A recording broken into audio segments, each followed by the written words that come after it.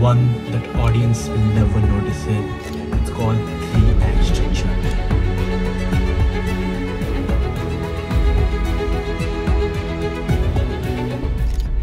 Most of the movies will actually follow this 3-act structure directly or indirectly. Act 1, it starts with the beginning. In Act 2, character faces so many struggles. Act 3 is the resolution, a final test, a choice, and a transformation. Every unforgettable story you ever watch, you cry for, you scream for had one thing in common: a hidden structure. One that audience will never notice it, but once you understand it, you cannot unsee it. It's called 3-act structure. Almost every movie in this world follows the 3-act structure. 3-act structure is not something like you have to follow strictly, but this is something everyone follows. When you follow this 3-act structure, the story looks like it has some kind of framework. For example, take it as a walk cycle. Everyone walks differently, but you will always walk with your 2 legs. 3-act structure is like that. Every story is different, every story has its own attributes, but the base framework is same.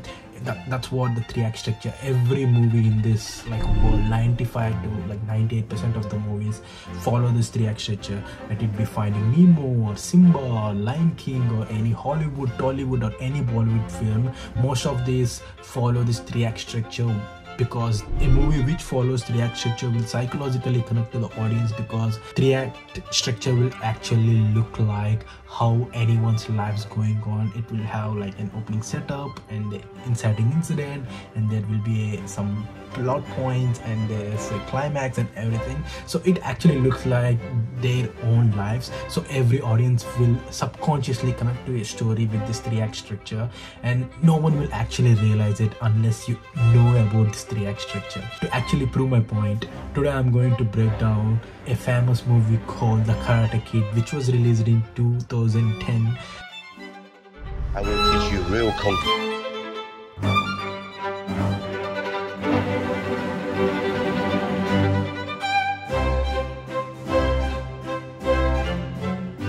Think of a story like a journey. Every journey has a beginning, a messy middle, and unforgettable end. That's 3-act structure. That's what 3-act structure is in a movie. Act 1, it starts with the beginning. It introduces the characters, introduces the world, it introduces how character actually plays in that world and everything, and there's something that happens in the middle to break the character's routine.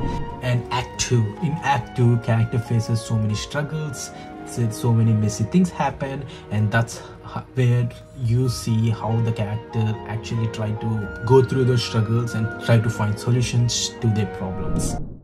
Act 3 is the resolution, a final test, a choice, and a transformation. This model has been used in the film industry, in the movie industry since long ago. Let it be Star Wars, let it be Marvel movies, DC movies, any Hollywood, Bollywood, Tollywood, anything. Every single director, every single writer try to write their story in this framework, because this actually symbolizes every individual's lives. So somehow every individual connects to the story psychologically because of the structure, because of this framework, and it actually works.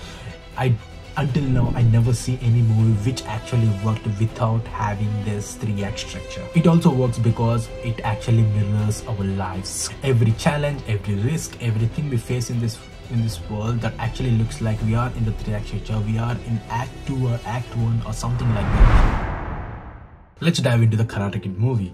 Act 1 introduces us to the world and the problem. Act 1 has 3 different parts: setup, inciting incident, and plot 1. In the setup, the filmmaker introduces us to the protagonist and what's the situation of the protagonist. In this case, in Karate Kid movie, filmmaker introduces us to Dre Parker, who moved from US to Beijing, where he's a stranger in the strange world. He doesn't speak the language, he doesn't understand the culture, he don't know anyone in that country, and he is struggling to find friends. He completely feels alone. That's the setup.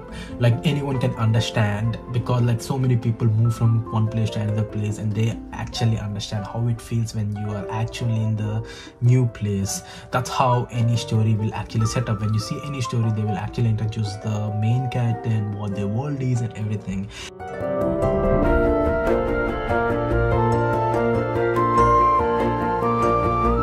And the inciting incident in the story is he sees some girl and he liked that girl. Then he tried to talk that girl. He met a bully called Cheng in the movie who actually beat him up, and there is a power imbalance. Tried to fight back, but he couldn't fight back. That's the inciting incident. Even though everything is different in his life in the setup, there's something happened, someone trying to bully him. That's the inciting incident in the movie. He likes that girl, but he couldn't talk with that girl because of this Cheng guy who is trying to bully him, who is trying to beat him up. So that's the inciting incident in the story. The plot one is he figured out Mr. Hans. Once the setup and the inciting incident finishes, the story is set now. Everything is starting to fall into one single place. That's when the plot one starts. When these guys like Cheng and his friends are trying to bully Dre, Mr. Hans, who is the janitor in the building, tries to protect him. That's when Dre finds out Mr. Hans knows Kung Fu and he can teach Kung Fu. That's the plot one. So the protagonist finds something, like there is something he can do, so whatever happens in the inciting incident, he can try to heal from that inciting incident. That's what he found out in plot one. That's what happens in plot one of the Karate Kid as well. That's when the act one of the movie ends, and we directly go to act two from now. Act 2 is where the real story starts and where the real story happens. If you see in the 3-act structure, Act 1 is 25% of the story, Act 2 is 50% of the story, Act 3 is 25% of the story again. That's how the structure goes on. In Act 2, in Karate Kid, Mr. Hans starts training Dre, and there is a famous scene in this movie that is like the pick up the jacket scene, where Mr. Hans asks Dre to pick up the jacket and put on the jacket there and do that as a training for a few days. That's where Mr. Hans shows Kung Fu is not just a martial arts. Kung Fu is everything you do. Kung Fu is the way you live. Day after day, like when he was doing the training, day after day, Dre was actually very frustrated and he got very angry, and then Mr. Hans revealed how those small acts are actually helping him to give him that muscle memory of Kung Fu without even realizing it. Hang up your jacket. Take it down. Put it on. Take it off. I already did. Jacket off. And lives in how we treat people. Everything is Kung Fu. Then comes the training. Wasn't physical, it was mental. He tries to learn the balance because he was a kid from US and he don't know anything at all, so he has to train everything from the scratch. He has to learn everything from the scratch. So Mr. Hans do this clever way of teaching Kung Fu in daily lifestyle, and then the story goes to the midpoint. So every Act 2, once the Act 2 starts, after some time it goes to the midpoint where the characters reveals the emotional depth and why they have to do it, and what they will get if they do it, what they won't get if they do it. In midpoint, story actually shows why it is more important for the main character, why it actually has to be done, and the risks which involves if main character don't do it, and the emotional things which are actually connected to the main character. In the Karate Kid, the midpoint actually shows Mr. Hans' backstory. Now we already know why Dre wants to do it, and the midpoint of the movie we got to know why Mr. Hans wants to actually do it. That moment adds emotional depth to the film.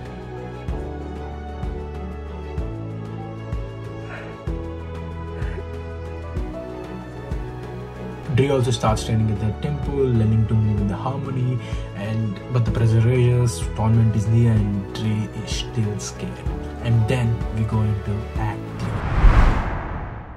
Act 3 in the 3-act structure is the test, the transformation to put the ultimate challenge. Act 3 is divided into 3 different parts: pre-climax, climax, and also final takeover. In Act 3, in pre-climax of the movie, Dre enters the tournament. He starts fighting with the people from different clubs. In his first fight, he was so scared, he don't know the rules. He just know how to play Kung Fu, but he don't know the rules of the tournament and everything. Him trying to figure out the rules, him trying to get the courage to actually fight, because in his first fight, he was really scared of getting beaten up because he never had any like combat skills, any combat. He was directly into the fight. He just learned the kung fu, he just learned how to do the moves, but he never actually combat with anyone. He would just combat with Mr. Hands, and Mr. Hands always go easy because he's just a kid. Focus.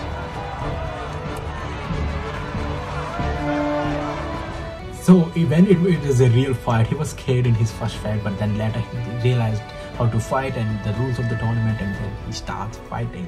That's how the pre-climax is. And he starts fighting one club after one club, one club after one club, and then he reaches the semi-finals. In semi-finals, the enemy club, which they really wants to beat, the guy who actually wants to bully him, one of his friend actually fights with Dre, and he fights dirty and he broke his leg. That's when the pre-climax ends and we enter into the climax.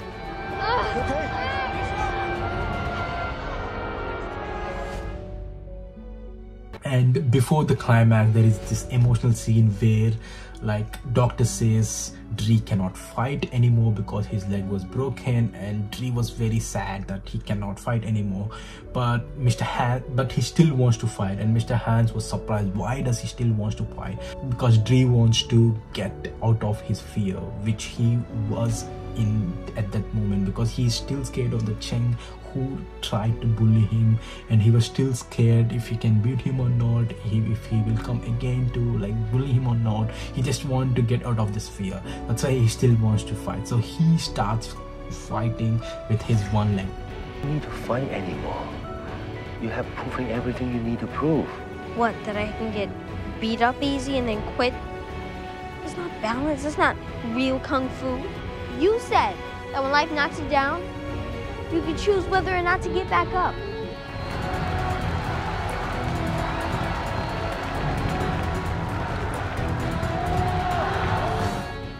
This is the whole climax, and he, like, everyone was so surprised that he actually goes to fight with one single leg. And everyone knows Dre lands that iconic slow motion reverse flip kick.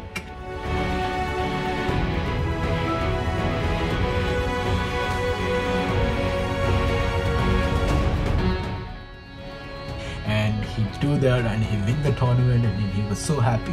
And movie, we don't actually have much after the climax. The movie ends mostly after he win the tournament. Winning the tournament is almost like a final takeover in this movie, but most of the movies after the climax is finished, there will be some part where they actually show the hero, the protagonist, actually achieve what he want to achieve, and he already gone through the incident problem and trouble, not a problem anymore in the end of the movie. This is the 3-act structure, and this is what filmmakers using to make their movies, films, and from any industry. And I also try to use this 3-act structure in my YouTube, and so many people actually use this 3-act structure in the YouTube. To use 3-act structure in the YouTube, it's a bit tricky because it doesn't work with all types of videos. It works with only some types of videos. I'm going to explain this in next video, how this 3-act structure can actually work in YouTube. I actually made some videos with this 3-act structure, and I'm going to break down one of my video how I actually did using the 3-act structure, and how I actually try to break down my video into 3 different parts, and how I made that video. If you want to watch it, watch my next video, but you know the drill for this video. Until now, like this video, share this video, subscribe to my channel. I'll come back soon.